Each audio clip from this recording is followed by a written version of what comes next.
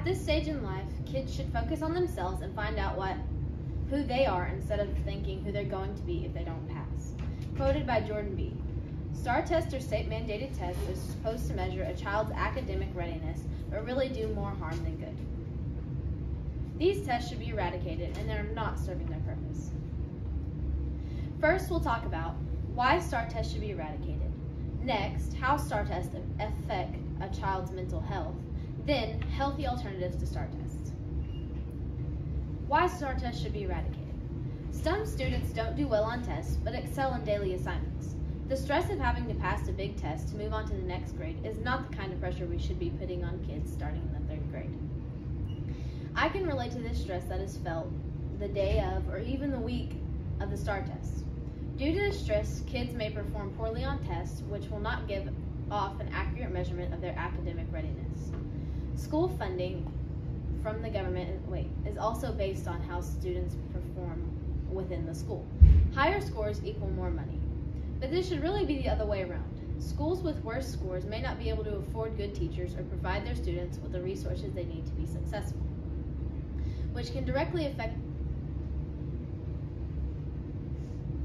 Teachers are no longer teaching so that students can excel in the real world. They are teaching to get kids to pass the STAR test. At the beginning of the school year, the teachers are laying the groundwork and actually teaching the kids at a good pace so the knowledge can be absorbed. However, like clockwork, every year after we return from Christmas break, we hear the phrases, "We're about to test, we can't slow down," or "We have 4 months till testing, we must cram as much in as we can before then." These phrases are constantly ringing in the ears of students till we take the test. The rate of teaching speeds up and knowledge is shoved down kids' throats. This blame cannot be placed on the teachers. They're simply doing what the state requires them to do. Too much knowledge and too little time. This last year, Killeen ISD decided to join the lawsuit against the TEA on account of them changing the accountability system after the students had already taken the test. Superintendent Joanne Fay compared the situation to preparing for a basketball game and finding out upon showing up at the gym, the game was changed to soccer. Due to the new accountability system, schools and districts will be getting lower grades, but student performance has enhanced from the year prior. There have also been cases where people found that some STAR test reading passages have been up to 2 to 3 grades higher than the targeted grade. This is essentially setting kids up for failure. We've talked about why why STAR tests should be eradicated. But what can these tests do to a child's mental health? How STAR tests affect a child's mental health? An account I found from a parent by the name of Katharina Fantasia states that she noticed an uproar of stress in her 9-year-old daughter leading up to the STAR tests.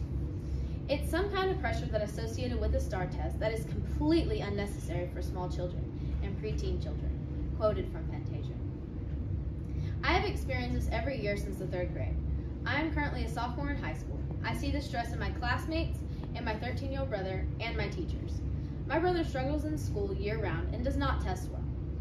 Every year, nearing the STAR test, he's almost in tears begging our mom to opt him out of the test. My brother is a high-strung, very active and social young man. He is also a high-stress child. The days leading up to the test, he's very jittery and emotional due to the fear of failing.